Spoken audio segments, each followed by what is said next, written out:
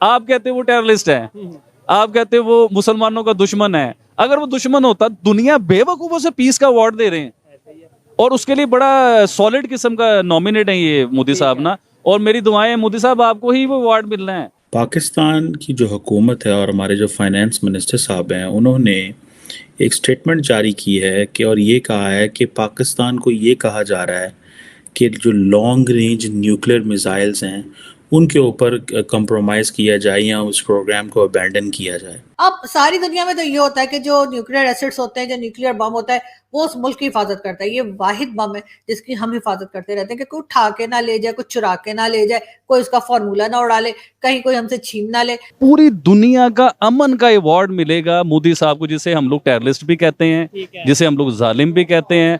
मुल्क जो है वो दिवालिया की तरफ जा रहा है। तीसरी तरफ फाइनेंस मिनिस्टर ये कह रहा है कि जनाब हमें कहा जा रहा है कि आपका न्यूक्लियर प्रोग्राम या जो लॉन्ग रेंज न्यूक्लियर मिसाइल हैं वो उनके ऊपर कंप्रोमाइज़ करें। कमाल हो गया जी। एक वही तो बचा है हमारे पास लोगों को डरा धमका के पैसे लेने के लिए। वो मुल्ला भी कह रहा था ना कि एक हाथ में एटम बम ले जाओ और एक में जाके वो उनसे कहो कि लो जी पैसे दो, नहीं तो बम मार दो। तो अब मतलब वो भी दे दे तो फिर क्या करेंगे हम? मतलब फिर तो कुछ भी, मतलब फिर तो इंडिया में खा जाएगा। भाई मैं इंडिया से प्यार करता हूँ, और ये मुझे किसी से डर की जरूरत नहीं है, ना मैं किसी से पैसे लेता हूँ ना कुछ। मुझे उन लोगों के प्यार के साथ मोहब्बत है जो मुझसे प्यार करते हैं।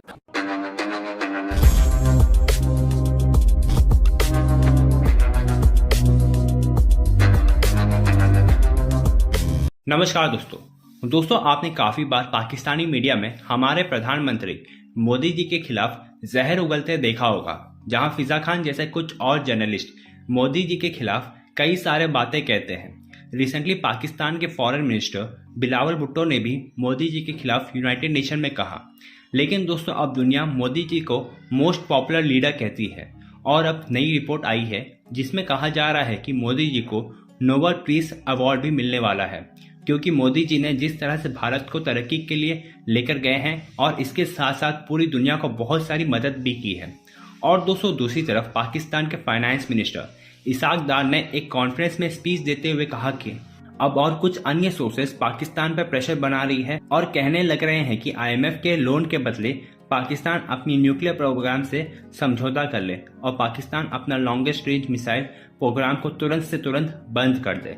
तो चलिए दोस्तों, इसी पर आगे पाकिस्तानी मीडिया का रिएक्शन देखते हैं। मैं सबसे ऑडियंस से ये बात करना चाहूंगा, पीस का मतलब क्या होता है? अमन।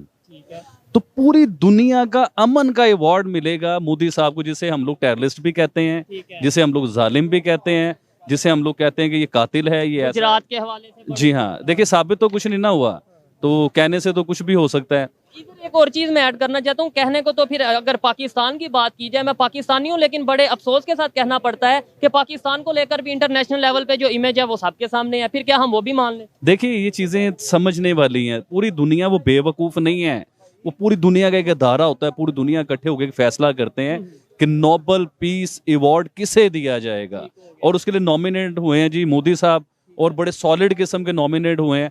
तो मतलब बड़ी खुशी होती है देख के। लेकिन यार हमारे गैरतमंदों को शर्म नहीं आ रही कि हम लोग भी कुछ करें? सिर्फ ब्लेम दे सकते हो, सिर्फ ये कह सकते हो आप ऐसे हो, आप वैसे हो, आपने ये कर दिया। अब दुनिया सारी गद्दार है, दुनिया बेवकूफ है, दुनिया गद्दार। और पाकिस्तानी ठीक है। आबिद अली तो वैसे ही गद्दार है, जो मोदी साहब की तारीफ करते हैं लोग सारे गद्दार कहते हैं। अच्छा, इधर एक और चीज है। मैं अगर लेट्स सपोज कोई तारीफ कर दूं किसी की, तो कहा यह जाता है, या लोग समझ सकते हैं, लोगों का हक है कि यार व्यूअरशिप के लिए, व्यूज के लिए। आप किस चक्कर में तारीफ करते हैं, मुझे ये बताओ। आप मेरे से पैसे लेते हैं या आपका कोई और सिस्टम है, या आप किसी एजेंडे पे काम कर रहे हो? अच्छा, ये बड़ी जबरदस्त बात। मैं तो करूं, मैं तारीफ करूं, किसी का ये ब्लेम करना बनता है कि भाई ये तो व्यूअरशिप के लिए, लोगों को, इंडियन ऑडियंस को खुश करने के लिए ये काम कर रहा है। आप किस लिए? इस चीज का जवाब मैं बड़े सिंपल लफ्जों में देता हूँ आपको। देखिए, मैं सबको ये मैसेज देना चाहता हूँ, ना मेरा कोई यूट्यूब चैनल है, ना मैं यूट्यूब बहुत ज्यादा यूज करता हूँ, लेकिन अब आप हमारी टीम का हिस्सा बन गए हैं, ये आप अनाउंस करते हैं। मैं आप लोगों की टीम का हिस्सा नहीं हूँ, मैं आप लोगों को भाई समझता हूँ।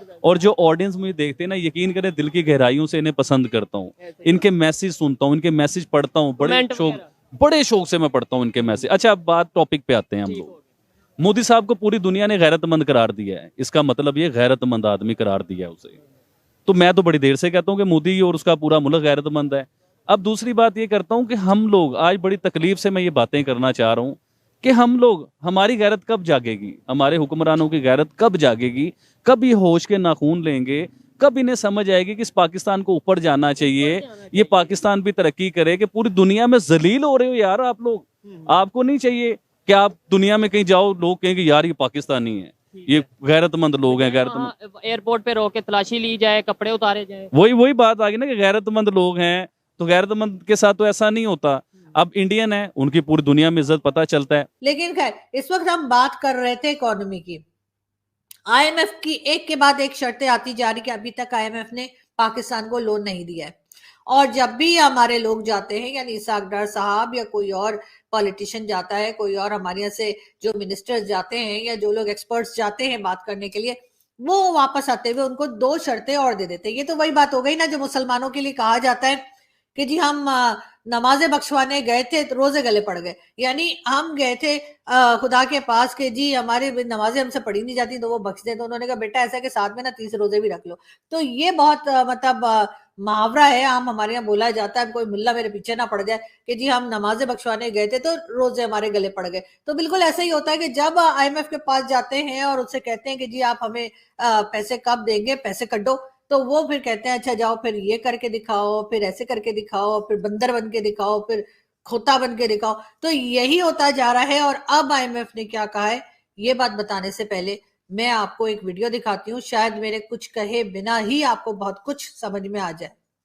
Is there to compromise anything on the nuclear or the missile program of Pakistan? No way.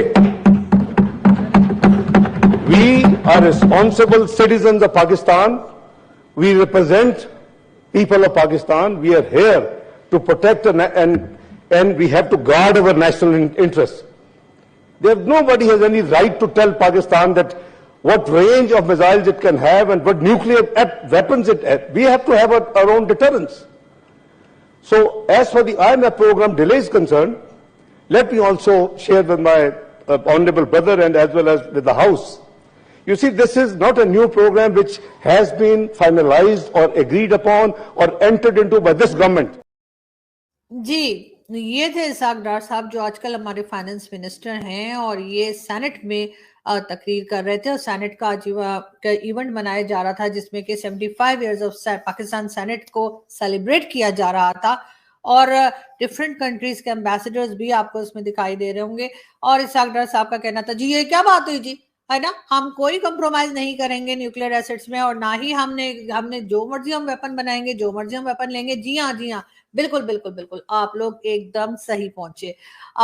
इसका मतलब ये हुआ कि जी आईएमएफ ने ये कहा है कि जो आपका न्यूक्लियर प्रोग्राम है ना, पाव के बम वाला, वही जो शेख रशीद साहब कहते थे पाव के बम है वो हम मारेंगे इंडिया में तो हिंदुओं को मार देंगे, मुसलमानों को छोड़ देंगे, कुछ इस किस्म के बातें वो करते रहते हैं कि कभी कुछ। तो बिल्कुल जी लग यही रहा है कि आईएमएफ ने कहा है कि जो न्यूक्लियर प्रोग्राम है पाकिस्तान का उसको थोड़ा सा स्लो डाउन किया जाए। और वैसे तो स्लो डाउन क्या करे सर, मुझे तो लगता है कि पता नहीं चलता भी है कि नहीं, बहुत टाइम हो गया उसमें, मतलब तेल वेल डाले, पता नहीं बम चलते भी हैं कि नहीं। लेकिन खैर इसाक डार साहब के बकौल कि आईएमएफ ने इस किस्म की भी कंडीशंस लगा दी हैं। अब भला बताइए, हमने घास खा के, भुट्टो साहब ने कहा था हम घास खाएंगे लेकिन हम एटम बम बनाएंगे, तो बिल्कुल जी हमने खूब घास खाई और हम अभी तक घास ही खा रहे हैं और उसके बाद एटम बम हमने बनाया। अब सारी दुनिया में तो ये होता है कि जो न्यूक्लियर एसिड्स होते हैं, जो न्यूक्लियर बम होता है वो उस मुल्क की हिफाजत करता है। ये वाहिद बम है जिसकी हम हिफाजत करते रहते हैं कि कोई उठा के ना ले जाए, कुछ चुरा के ना ले जाए, कोई उसका फॉर्मूला ना उड़ा ले, कहीं कोई हमसे छीन ना ले, वगैरह वगैरह वगैरह। तो जी इसी किस्म की चीजें जो है वो लगता है कि आईएमएफ ने एक बार फिर कोई और कंडीशन भी लगा दिया। मुझे ना इसमें मोदी जी का हाथ लगता है। तो मोदी जी को ना बस आराम से बैठे जी, क्या हो गया, अगर हमारे पास भी एक बम रखा हुआ है तो हमने बस डराने के लिए रखा है, चलाने के लिए थोड़ी रखा है। ये भी कहा जाता है कि जी एटम बम जो होता है ना वो डराने के लिए होता है, चलाने के लिए नहीं होता। लेकिन ये हमारे यहाँ बोला जाता है, लेकिन हमारा कोई भरोसा नहीं, हम कब डराना बंद कर दें और चलाना शुरू कर दें।